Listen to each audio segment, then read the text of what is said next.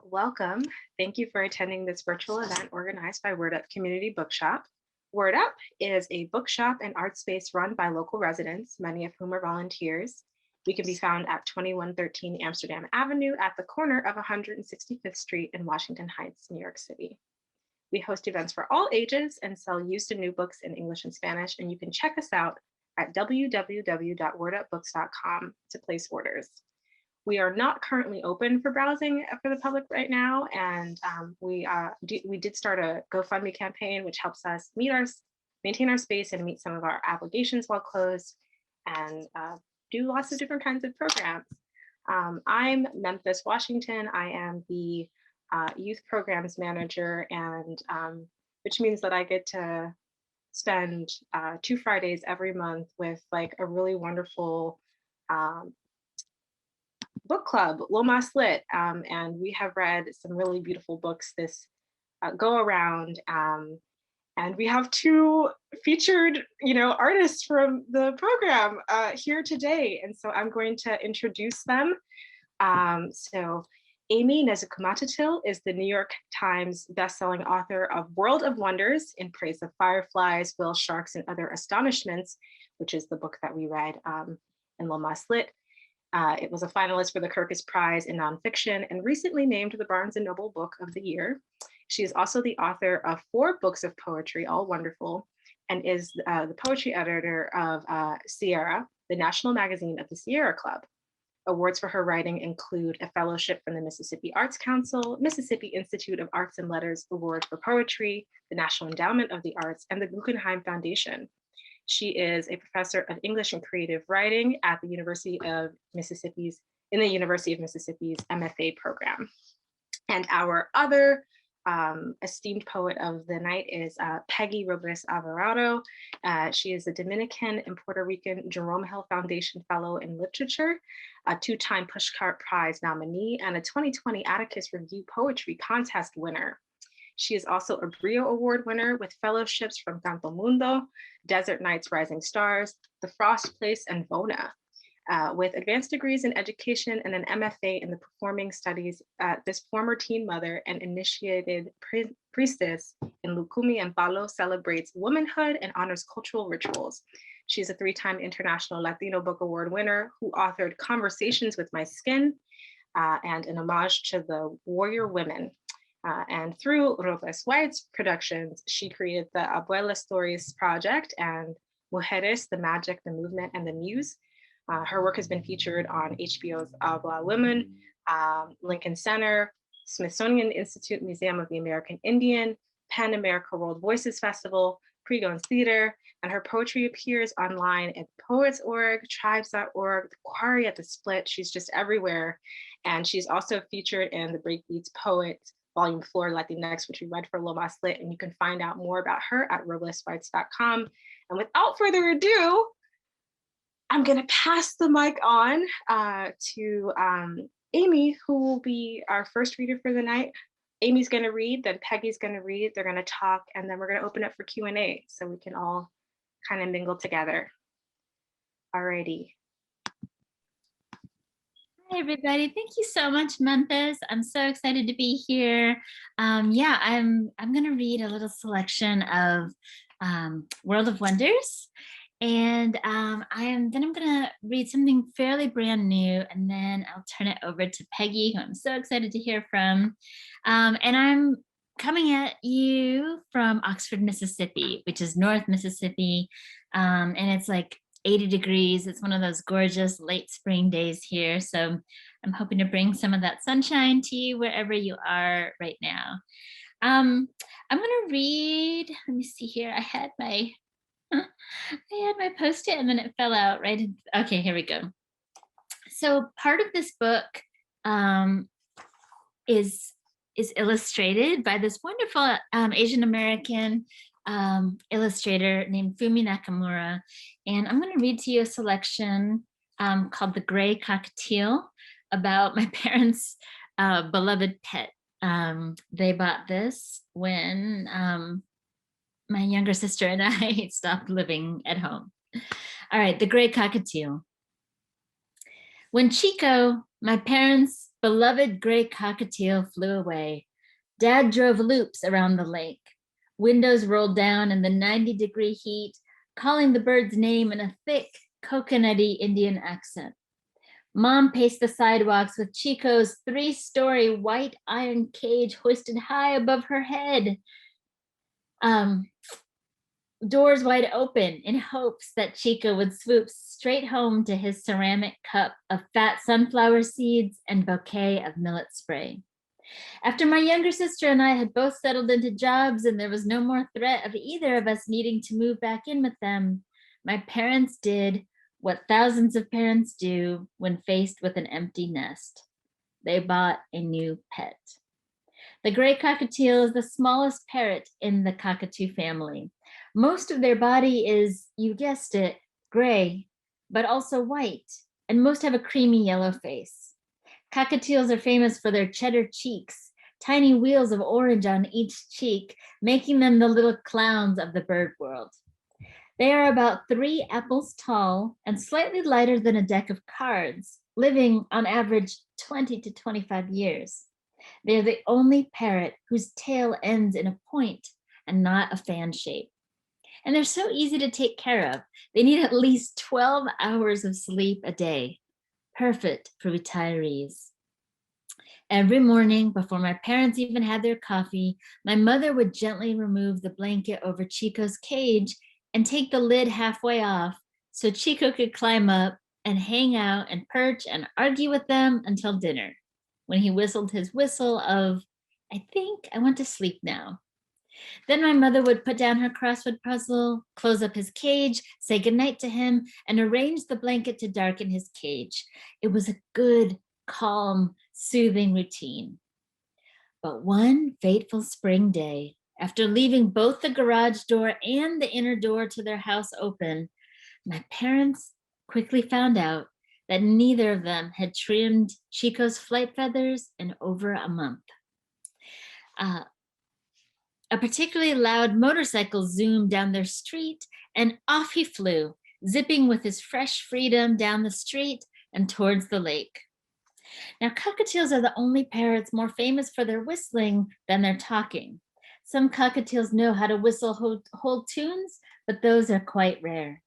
You can teach a cockatiel the following tricks: flips, handshakes, how to fly away and come back on demand, extending their wings as if they are about to offer up a hug, and whistling on command. Chico knew none of those things, but he did know an old folk song in Malayalam. Tatame pucha pucha, tatame pucha pucha. This roughly translates to, "Watch out for that cat."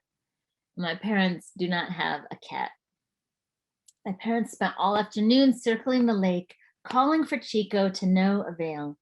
At twilight, Dad wept as he finally pulled into the driveway, and Mom walked into the driver's side window and threw one of Chico's jangly rope toys into my father's lap, hissing, "What's the use? What's the use?" Surely the hawks or the Florida heat would soon pierce the thin belly of their bird. Dad gripped the wheel tighter, as if trying to catch his heavy sobs into the dark centers of his hands. And suddenly, there it was. The shriek they knew so well, the tiny mohawk, the splendid flash of yellow and gray on the tip top of the persimmon tree. Even the fruit was unharmed by his tender claws. Dad scooped up Chico into the boat of a black umbrella, and my parents cooed over their wild luck.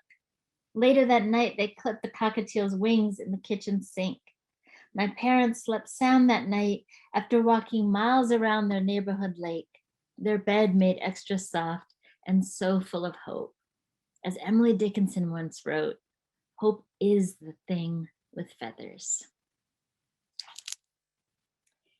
And so that's the gray cockatiel, and I'm going to read a little something brand new. It's I've got a column, a food column up at Orion Magazine, which is a nature and environmental magazine, and you can browse through it online. You can subscribe to it. And it's the column name is called Taste of Wonder. And I had to, the very first thing I wrote about for the magazine was chocolate. And it's really the only thing I've written so far about the pandemic. So here we go. And it comes with an epigraph, and it's from Lucille Clifton, who says, "The plainest things, it seems to me, are filled with wonder." All right, chocolate. Some people are perfectly fine without it. My friend Ross jokes that he can go for months at a time and not even notice. I too felt like that about chocolate, that is, until the pandemic started. When schools and restaurants first shut down last year, my family stocked up on essentials as if planning for a hurricane or tornado. When I ordered groceries online from our local market, I threw in a couple travel-sized bottles of hand sanitizer, all I could find in those frantic early days, and a Tony's Chocolonely chocolate bar, just because it made me happy, and I confess, seeing the word lonely on the bright red wrapper made me feel a little less lonesome. Things you can buy online made of chocolate: a camera, a teapot, a key, a golf ball, a complete toolkit, a hammer, wrench, saw, and pliers. You could buy food that looks like it was dipped in it: an orange, a piece of toast with an egg and bacon on top, complete with a chocolate fork and knife. You can buy a box of Brussels sprout shaped chocolates painted green. Also green, a chocolate Yoda. Chocolate chess sets, a watch, handcuffs, a gun with chocolate bullets, a high-heeled shoe, a rose, bunnies, a pair of lips, and for someone truly out of this world, you could buy a whole chocolate solar system of planets, minus Pluto, much to my chagrin. In Austin, Texas, I'm particularly fond of Madu chocolates, who source their cacao from the Tumaco region of Colombia and then roast, crack, winnow, grind, flavor, temper, and wrap all of the chocolate bars by hand. My father says their masala chai dark chocolate reminds him of the chai he used to drink back home in Kerala. This past summer, we lost our paternal grandmother, the greatest cook I've known. And doesn't everyone feel the same way of their grandmothers? And because of the travel restrictions, none of us were able to attend her funeral in India. I won't pretend eating chocolate helped our grief across the ocean in any way, but I wonder about the families all over the planet, unmoored by so much separation these days. When we eat chocolate, our brains release dopamine as a way to activate pleasure and pleasurable feelings. And someone somewhere once imagined whole planets of chocolates, maybe to soothe a loneliness bubbling up. Some heavy days, it feels like perhaps we could all use a whole universe of chocolates, something to help ease our losses, big and small. Maybe just a few stars or a nebula for the graduations, the weddings, the births, and the funerals we've missed. Something to conjure up a taste of India in northern Mississippi. Go ahead, add another couple of bars of chocolate to your cart. All right, thank you so much. I'm going to end there. Thank you so much. That was really wonderful. Your parents' cockatiel reminds me very much of when I went away for college briefly and my mother had a cat. Oh, oh my gosh. Did the cat run away then? The cat was a friend's cat and he ended up going back to my friend's home. He wasn't happy. Mom also wasn't very happy, but he's fine now. Charlie's okay. Thanks for sharing that with us. We've got Carolina says, now I want chocolate. Good, go for it, do it. We're in a pandemic, so I say treat yourself, treat yourself. And now for another treat for all of us, Peggy will begin her reading. So thank you so much, Aimee. Alrighty, thank you, Peggy. All right.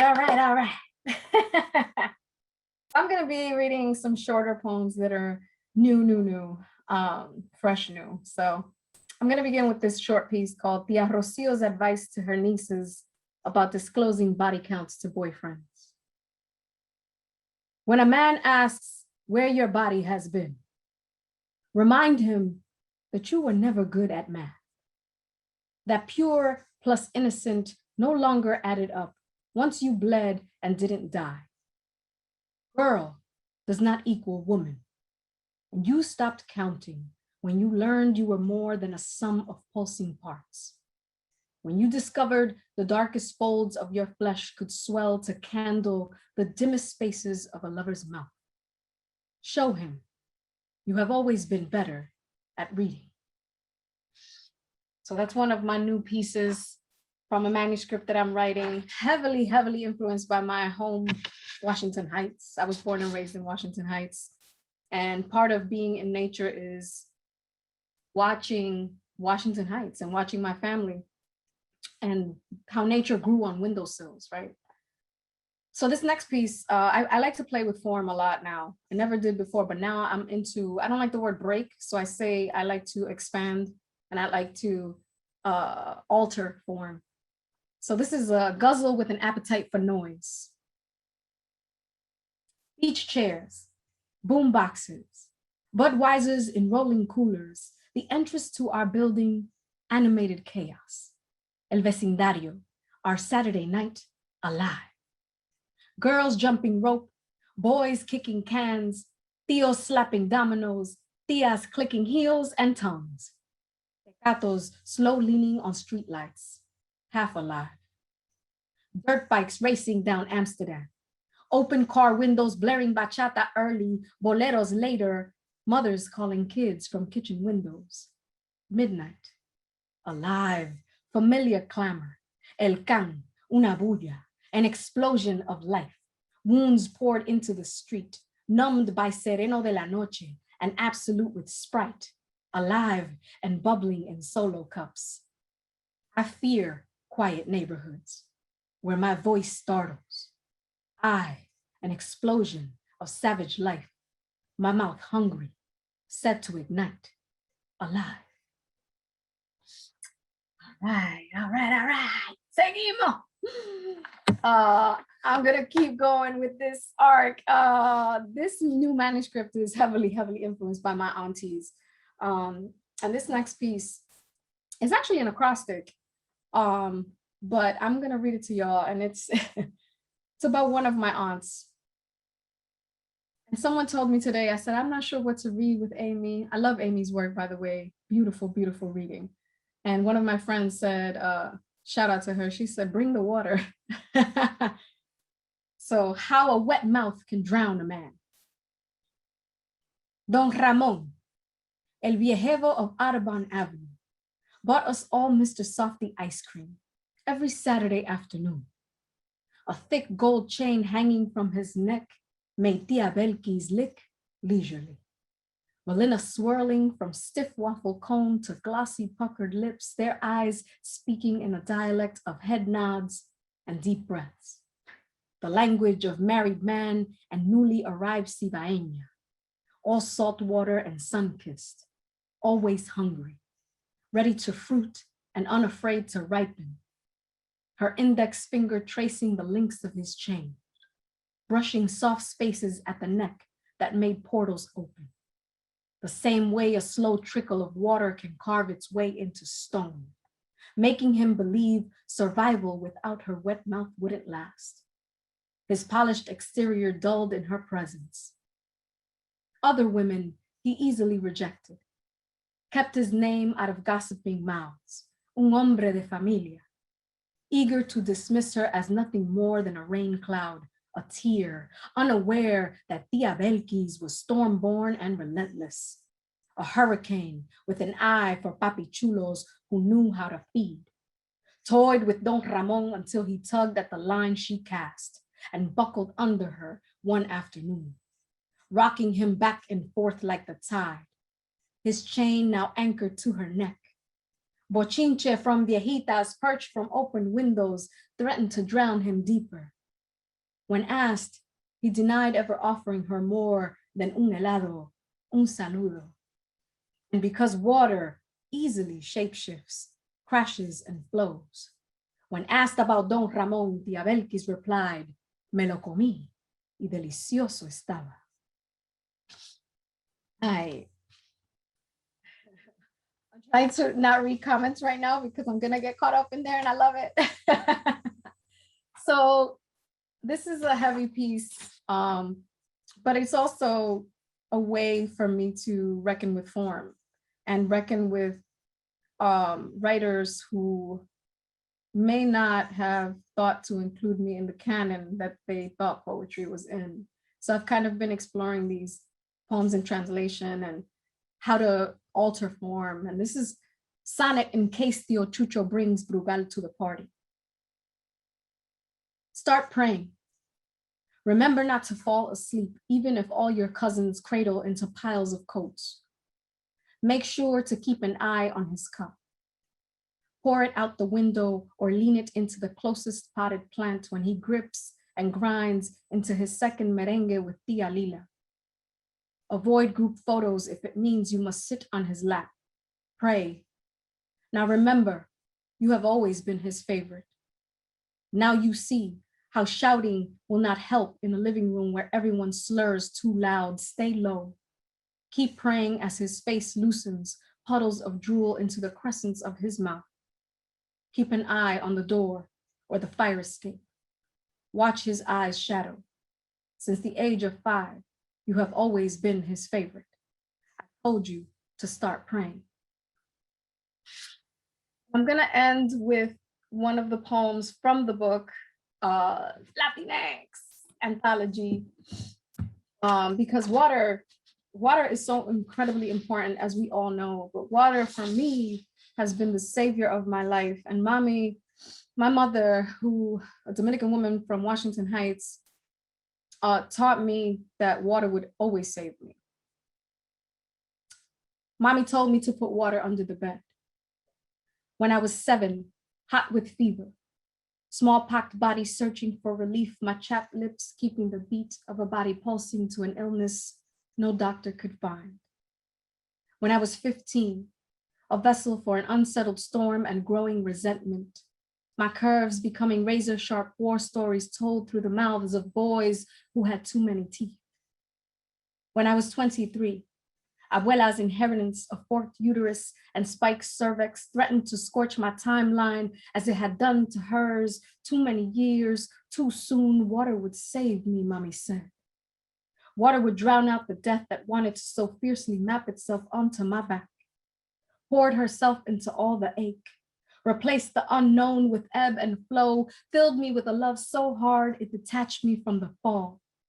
And I came to know water is synonymous with woman, with ritual, with warrior. My mouth became a well, a waterfall, and finally a weapon. So sharp, so wet, it could cut the chaos of any curse. Water would sever my soul from collapse, free my head of locks too heavy to hold, reteach my bones to speak survival, pour molasses into my seams and rise as the ocean claims me as her daughter over and over again. Tonight, I will place a glass of cool water under my bed. Listen for the song of my ancestors that says, we would never let you drown. Thank you so much, Word Up Bookstore, Veronica and Memphis and Aimee for doing all of this. Yeah. Thank you so much. Now I'm gonna read the chat. I need a minute. Oh my goodness, that was so good, Peggy. Oh, thank you. So were you. I was like in the background going, yeah. You hit the melo con me, and he was still. I was like, oh, okay. Oh, yes. Yeah. Yeah. I got some scandalous aunties that but Noel. I see Noel. Yay. Shout out to Noel. Oh, my Mississippi loves are in here. Hello, everybody. Yes, Titi Peggy. Shout out to my crew. I see my tribe. I see Mia and I see Rebecca and Vanessa. Mwah, besitos. And besitos to everybody who tuned in. This is awesome. Yeah, especially a Friday. Oh my goodness. I know you have warm weather though, but we're like, Yeah, but when it gets hot there, it gets hot. So Yeah, Memphis, how would you like to do this? Do you want us to chat? Are you going to field questions to us from the chat? So what I was thinking is, for the most part, it would be nice to hear you two talk with each other, but I think I do want to remind people we do have a Q&A box. And if you want to ask some questions that are specific to Peggy or Aimee or the both of them, drop them in the Q&A and I'll make sure that they get to you. If you write them in the chat, I'll make sure that I clock them and put them in. But to start, it would be great to just have you two talking with each other, and maybe you've come out with this beautiful prose work, and it's different. It's from some of your other stuff, and you both work in different ways, and you both teach and are mentors and do so many things, and it'd be great to see you two talk. Sure. Good. Well, Peggy, I wanted to ask you before we get into like poetry and craft and teaching and all that stuff, I wanted to ask you, what is uplifting you these days? And you can absolutely say nothing, but I'm always curious of my writer friends, like, what is making you happy these days? What is giving you faith, whatever that means to you? What is giving you what is giving you enthusiasm for tomorrow? That's a great question. I think for me, I think it's very important to deliberately seek out joy. Yeah. If I wake up and I'm really low, I set my intention. Sometimes I'll be like, nope, I gotta restart. So restart the day, because I don't want to wake up with that feeling throughout the day. So I make it a point, like every morning now. I don't like routines at all, but I really like rituals. So what I do is I have rituals around water and meditation. And even if it's like a 4-minute meditation or a 10-minute meditation, I have to set my intention, because it is heavy and the world around us is heavy, right? And we're dealing with people who have dealt with extreme amounts of loss. Mm-hmm. A lot of dead energy in the world, what we call ipu. And how do you negotiate that? Especially in the practice that I have, my spiritual practice, which is heavily engaged with ancestor worship and worship of the dead. So how do you navigate a world where there's so much loss? Yeah. I think for me, it's just very dependent on setting my tone for my day. And also sometimes I reach out to my tribe of women and I'm like, today will be great. And I start listing how today will go. We have several chats where we chat and I'm like, today will be an amazing day. Today I will blank, blank, blank, blank, blank. And I love that. And do you do this by text? I'm going to do this with my friends. My group text instead. Usually it's kind of like being salty about something, and I love this as a group text of joy, or a group text of like, this is what I'm going to do today, like a positive thing. I love that. You're sending out good energy, and that's a moment to check in with your friends too at the same time, right? And we check in like and we do have moments where it can get kind of petty and salty, and we use the word pivot, and we're like, let's pivot. So it's a community of women where we kind of try to like navigate our day, and then very much supportive system. So if someone is having like a hell of a day, they come in the chat and we're like, all right, let's pivot, let's do this. And I'm very grateful for that. But when I can't reach them, it has to come from me. And I'm like, okay, so I got to sit down and I got to reckon with all these feelings. Let's sort this out. Mm-hmm. Oh, I love that. And it is, I used to, I'm thinking back, I've done it for a while now. But I'm thinking the first times, maybe back in grad school, when I heard someone trying to be intentional, like even that word intentional was considered woo-woo, like, I'm all about the woo-woo. I'm all about the woo-woo now, but in grad school I was very dubious, like, really? And then, as with everything, I would not be a teacher if I didn't also try to also learn things, even things that I was dubious about, and Amanda says the more woo-woo the better. Absolutely. Yeah, I tried it and it changed. It really did change. You have to be intentional, especially when you are in a world that wants brown girls to be, to be cut off at their knees, to be, to feel low about themselves. You have to be intentional because the world is working against, and that's not saying that I have a negative outlook on life. That's just the truth, that's just lived experience. So I just want to preempt that, because every time I say something like that, people are like, why are you negative? I'm like, somebody who knows me knows I am not negative, but I'm just also trying to be as pragmatic as possible. No, and you're right. That we weren't meant to win, right? We were meant to just work till we die. We're workhorses, right? But what they failed to realize is we have survived so much. And that's why we have ancestor power. We have ancestor power. Absolutely. And I'm unapologetic about what it is that I want to do. And I think that being unapologetic about who I am, knowing exactly who I am and what I want to do in the world, and I'm like, y'all will catch up. And 10 years ago, I couldn't get anything published because they were like, you're writing in Spanglish. And you're writing about things that nobody really wants to read about. And I'm like, well, not everything is for you. So yeah. Figure this out, right? And I'm very grateful to Word Up, because Word Up Bookstore and Veronica have always supported all of, and I say the crazy because it is crazy. When I've self-published anthologies of women writers, they don't, the mainstream will argue and be like, well, these are not women. They're not polished. Their work is this, their work is that. And I find it really interesting, the wording, because I've seen people publish who I read and I feel nothing. And then I have these women who can't get published anywhere. And when they read, it lands in my body. It stays with me. I feel everything. So I think it's so important what you said about brown girls. And that is so true. We weren't meant to win, but I'm like, I came to win. So I came to win. Absolutely. Yeah. And I totally understand when you say you have to be pragmatic, but I also feel like I want to leave space for whimsical and for possibility and for magic. I really do. Like, I care. Like I said, 10 years ago, I couldn't get anything published because I was told that whatever I'm writing, nobody would want to read. And now I'm like, we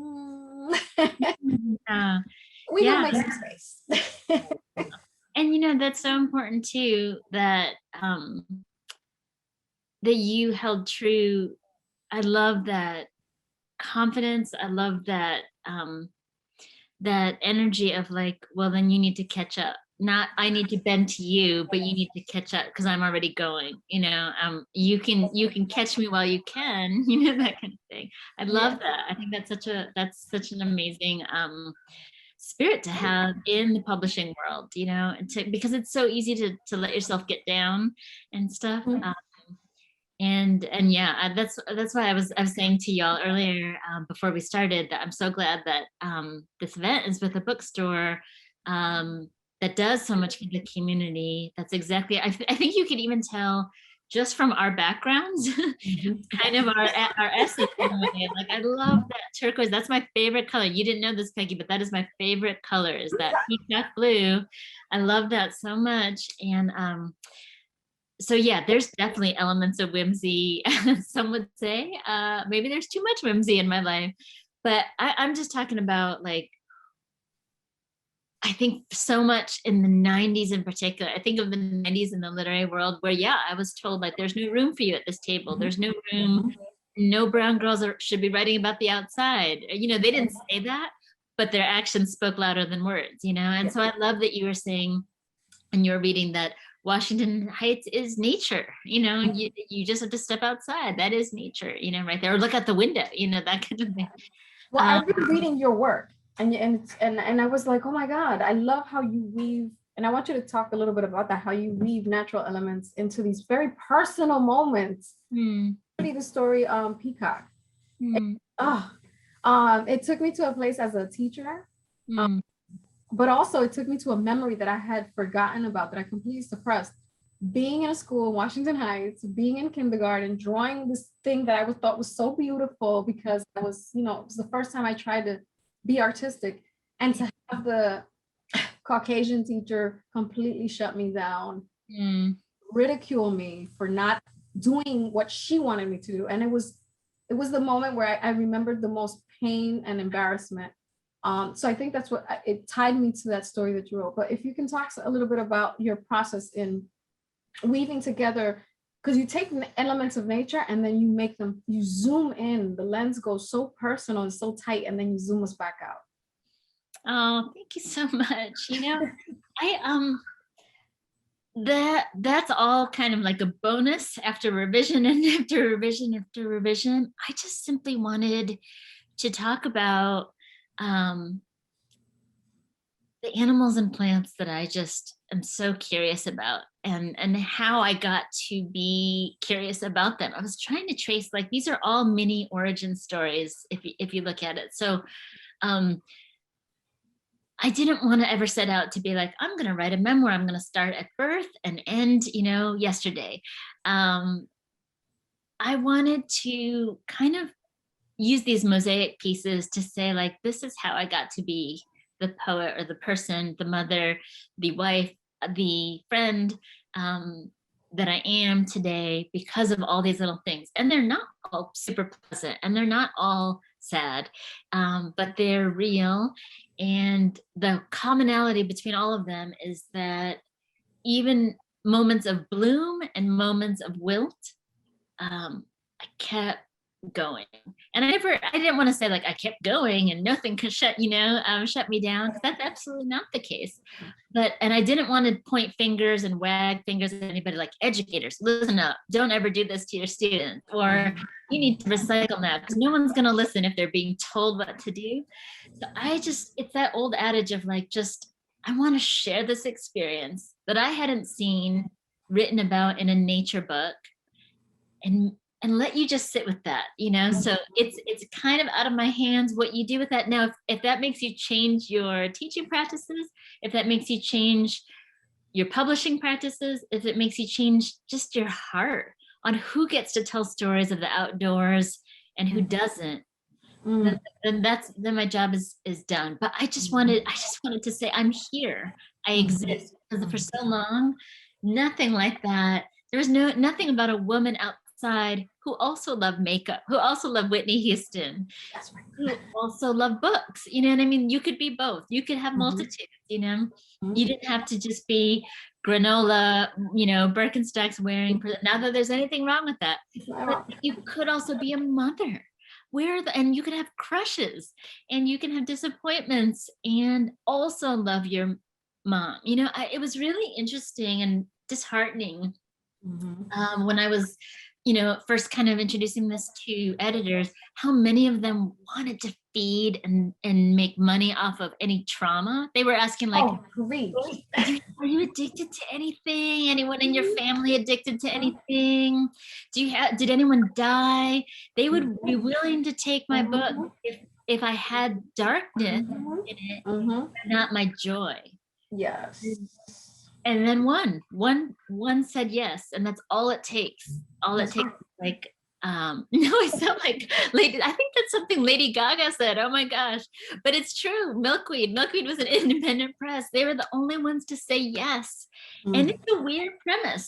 This Asian American girl talking about the outdoors, and it's illustrated and it's also really short little pieces. Yes, Memphis, there you go. Oh my gosh, I want to give credit where credit is due. I was, like, subliminally quoting Lady Gaga. I want to give props to the queen, but it's true. It just took that one yes, because I had 40 something years of being told no, anyway, so. I love what you said about shrinking and blooming, because I always use the words ebb and flow. Right? Oh, there you go. Ebb and flow. But I think that's so interesting what you said about editors and publishing houses wanting us to bleed. Yes, and wanting to make money off of that. And I said, I have a really big problem with workshops that leave what I call the bloody carcass. Yeah. And then you leave and you feel horrible. Nothing got done, but the facilitator was really excited that all of you have bled out, in the middle of a workshop. I have a big problem with that. And I also have a problem with, why do I always have to be the victim? And I'm not saying that these stories shouldn't be told, but why do I always have to only focus in and zoom in on my agony and on my trauma? Yeah. value in my story? Exactly.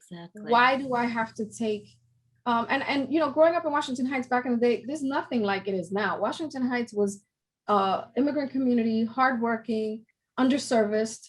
The folks were not cared for. So nature for us was very different. And in reading your work, like I said, you have triggered new memories for this manuscript that I'm working on about what nature means to girls who grew up in the 90s, 80s, and 90s in Washington Heights, when nature was Highbridge Park that was severely neglected, which is now gorgeous. And, Really? And I was like, who is this for? Why wasn't this here before? But for us, my parents and my aunts, we had my grandmother had 24 children, so we have a lot of cousins. Oh my goodness. Yeah, so one side of the family 4, the other one 10. But for us growing up in Washington Heights with immigrant family, going to the park that was underserviced, it was still nature, but it was also forcing nature on windowsills. Like, we're gonna grow these plants even though they're technically not supposed to grow in this region. Yeah. Now make this happen. Yeah. Even it sounds cruel and brutal, but it really wasn't. But even going to like the live poultry place and watching my aunts pluck chickens and cook them from scratch, from the live to the having chickens in our bathtub. And I was like, what do we have chickens in here for? Yeah, that we had no idea as children that these were going to be our dinner. We were excited we had chickens. And we were naming them, not realizing that my aunts were ready to get to work. What they did. To them, supermarket food was not the ideal food. Prepare everything from scratch. Absolutely. So watch and also going to public spaces that were supposed to be, for the community, that were riddled by the drug epidemic. Was playing with colorful crack vials because we had no idea what they were. It was just colorful. Yeah. Having the moms and dads slap it out of your hand, like, what are you doing? Don't touch that. Gosh. And a lot of people from that era could relate because they were in that environment. Still, it didn't deter us from finding appreciation for what we had. The little bit of nature that we did have, the plants that did make it through the window of the pandemic. Because I can say that it wasn't ideal, but it was almost as if we were forcing this natural element that my aunts grew up with. And part of that had to do with homesickness, right? Oh, for sure. Like, yep, I definitely found needles and baggies as a kid. That that was nature. That was a part of the nature. Thankfully now you don't find that. But I think it's just the way that my family wanted to hold on to that kind of natural element to teach us that the pharmacy was not just these pills and drugs. It was literally coming from the land. And the land meant this little plot on the windowsill. Make herbal teas, to eat food that was cooked from scratch. Like, I did not have McDonald's till I was like 14 because my mother was like, that's not food, So what do that's our nature. Yeah, I love what you say too about just food in general, especially like the making and providing food for the family is such an act of love, and especially in communities where you're helping things grow that don't normally, like, gosh, how many metaphors can you do there when you're trying to raise food that doesn't normally get found there? My parents were in Chicago trying to raise like indoor banana plants, just so they can have Philippines and India in their home, in the middle of a blizzard. Just growing any elements of the tropics indoors in Chicago, as at the same time trying to navigate this new country for that, so all these things I didn't, I think it took me this long. For me, I knew it, I thought I lived it, but for me to actually kind of put it into context with kind of like something different that I'm trying to provide for my children in the same vein, but different now. It's different stakes, different different outside influences and stuff like that. So yeah, but it's still I would still classify it all as love. Absolutely. And I really want to circle back to what you said about your Gaga reference. Because it does. Someone on the chat said all it takes is one, and it's right. It is. It The is. fact that milkweed said yes, you know, that's so meaningful. Like, look what they deprived the world of because no, you know what I mean. Reading your work, I was like, wow. And I think that's why I forced myself to create so many different projects in the world and so many, and people are always like, you're crazy, you're always doing something. But it's because I feel like if I don't, like I said, if I don't do what my body, what my soul is telling me to do, if I don't get that done, I'm gonna leave this dimension not having fulfilled what I really want to do. Yeah. And I taught in the New York City public school system for 19 years straight. And I thought that that would be enough. And it got to the point that it was like, this is great, but this is not my life's purpose. And only now am I seeing that I can navigate and create things. But that one, like I want you to, because there's a lot of writers on our thread that are like, I just need one to say, Sure, yeah. but that one, that when that happened for you, like what was your reaction? What happened with that? Like that one after so many no's. I think that's important. People get very, very caught up in the no, and it becomes this cycle of like, my work is not good enough. And I really hate that narrative. Oh, absolutely. It's not about your work. It's so not about your work many times. It's just about what they want to market. So I want you to just, if you can, speak a little bit about how that one yes, you know, what did that do? Yeah, you know, I mean, I think my answer to that is so tied up with, I can't separate it, but I will tell you that when I was in grad school or undergrad, I was not, I mean, I'm a former chemistry major, so I felt like, I still feel like I'm always playing catch up with reading, and I feel like my peers were so much more well-read than me. You know, I'm an English professor now, but I always felt that, oh my gosh, there's so many. I was actually nervous to come to class, to workshop, because everybody else was just quoting names and left and right dropping names. I would be like, and then write down like carefully, like look up who is Lucille Clifton, you know, because I just did not know.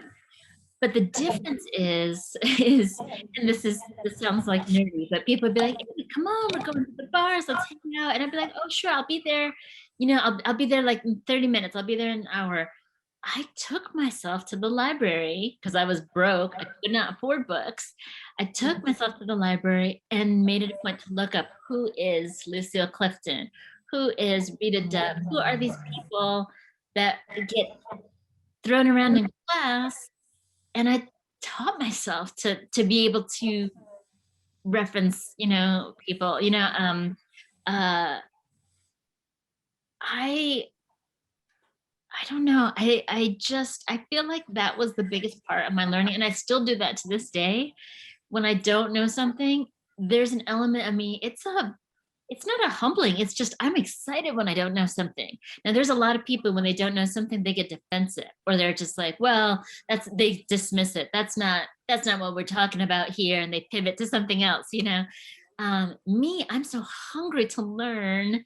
And that curiosity, I think, just has never left me. And so when I think back to my cohort who were writing these amazing poems, I was absolutely not what I would call the strongest poet in my class at all.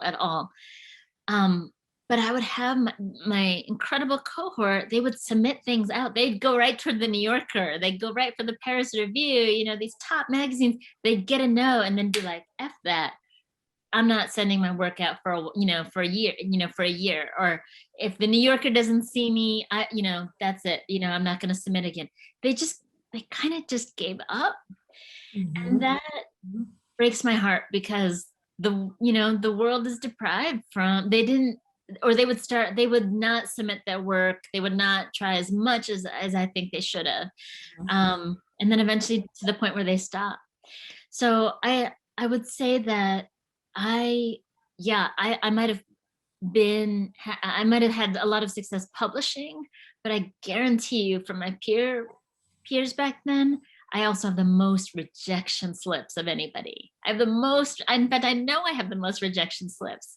It's just the proportion, I have just kind of evens out, and I just simply, it's easier said than done. So I don't know how to actually articulate it other than the fact that you just cannot get yourself right mentally so that your validation for your writing doesn't come from white folks.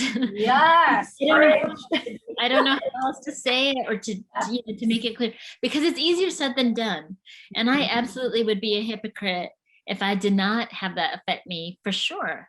But if you can get yourself to a place where the rejection kind of doesn't matter, or it just is an excitement or something that lights the fire to like, okay, I gotta boomerang it back out, but also have the humility to say, well, maybe this needs a little bit more work. I'm going to put this aside, come back to it. Maybe, just maybe I need to rework that ending or something, So get yourself to a point where you're not relying on your art due to the approval of the white publishing world, but also have the humility to make yourself get better, get curious, never stop learning, never stop borrowing from your elders, that kind of thing. If you stop with the latter, that's when you've kind of just lost in some ways. You've got to get that fire going from within. So I don't know, it was a relief to get that yes, but I also knew that if I didn't, I said this before in other interviews, if I didn't get that yet, yes, the two people I had in mind to see this to completion were my sons, who at the time were 6 and 9. That's all I want. I wanted this to be, even if I had to just print it off and put it in a notebook for them to look at when they're older, that's all. That was my validation. I wanted them to see this is the record of what their mommy thought was amazing on this planet. But it took a while to kind of get to that point to say, I don't need this yes, because I just want my people to see it, That's it right there. Yeah. I agree. I know we gotta leave soon. Oh, but no. Oh. We started a little late. Oh, okay. Because I was gonna say I gotta ask Peggy this too. I wanted to ask you, Peggy, maybe it's along the same lines. I just wanted to be kind of like to end maybe on kind of this uplifting.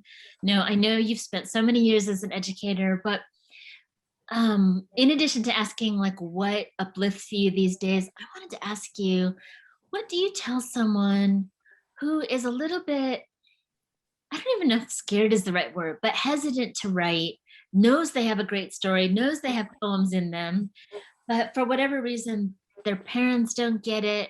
I know there's some teens tuned in here. Their parents don't get it. Their parents completely disapprove. Maybe their partner dismisses them and says, oh, good luck, good luck on getting that published, or good luck on anyone caring. Maybe their worst enemy is themselves. Maybe they don't have that confidence.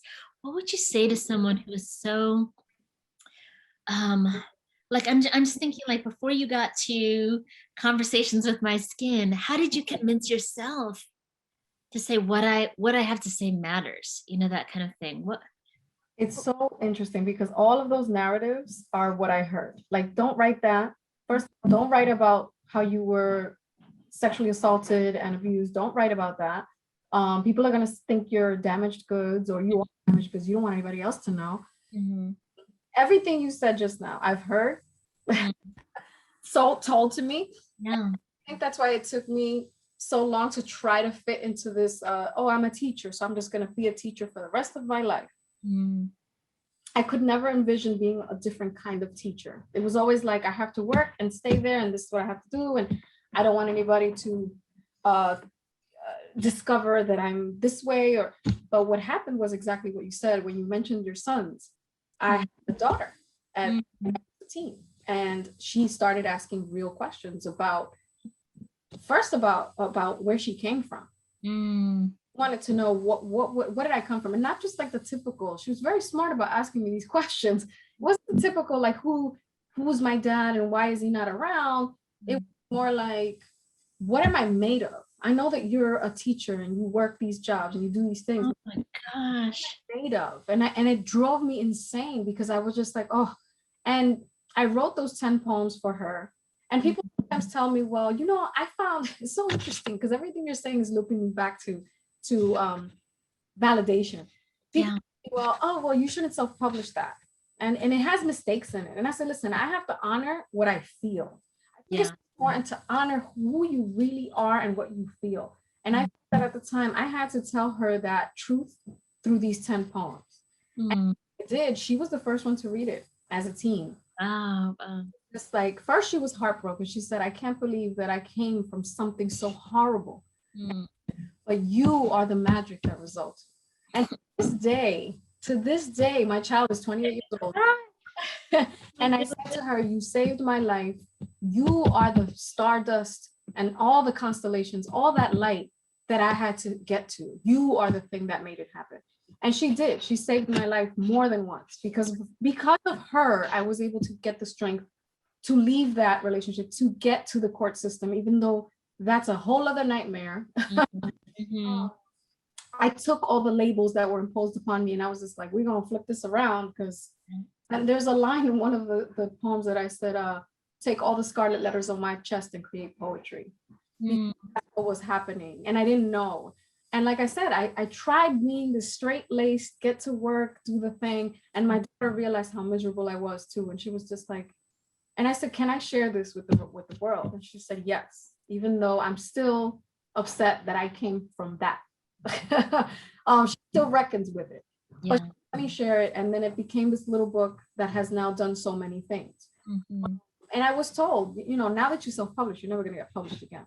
You're not going to be able to be up for awards. You're not going to do this. Oh, not true. It's just untrue. So much bad advice out there. And I'm so glad, one, that you didn't listen. And then I think, you know, from what both of us are saying is that when we stopped like seeking validation from, I just had to, you know, people were like, is this going to be like Thoreau? Do you want to be the next? I'm like, no, I don't want to be like Thoreau. He's a white guy who had his mom do laundry for him, you know. Exactly. I don't want anything to do with that. I think that's where that magic, that's where the duende happens. That's where your work will find its audience when you start writing towards the people you love. Then everybody else will follow. But if you're trying to write towards people who don't care about you, who don't have your best interest in heart, you can smell that poetry book from a mile away. I have some of them on my bookshelves, unfortunately. I won't name names because I'm classy, but they have no duende whatsoever. And you can tell because they were writing, you could tell from a mile away when they're writing towards something that they don't love. It's so clear. And I see that in your work that you are writing towards love. And it's such an honor to share this space with you. And I'm just so happy to get to know you like in person now. I feel like I have a new friend. I feel like I have just someone to hear more about the outdoors in Washington Heights. Like, I need those poems, so hurry up and get writing. I will. I've definitely, this manuscript is, I'm taking all these old white men. Especially from South America. They don't it's crazy, but I'm taking all these wonderful classes. Your point about always learning, I'm a continuous student. I have so many workshops and I'm still in workshop. I do all these classes, both for business, non-business. I'm a crazy person, but it's exactly what you said. It's about perfecting your craft to a place where you want it to be, but also being this constant learner. And in the manuscript, I'm really taking all of these South American white old men and taking their poem as a mentor poem and then flipping it into something that I want it to become. Excellent. Yeah. And it's because I'll find that a lot of people don't, like, they'll read my poem and they'll be like, well, that's like spoken word. And I'm like, yes. Okay. As if that's a bad thing somehow, or, you know.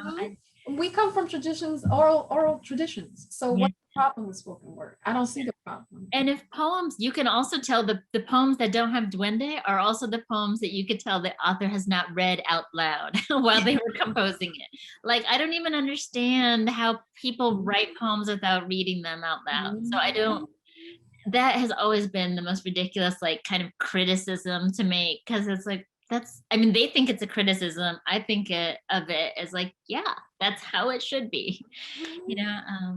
Anyway, We're like, we could talk forever, but I want to make sure Memphis and Veronica are. no, I know. This is very fun, and I'm not in the habit of stopping people having fun.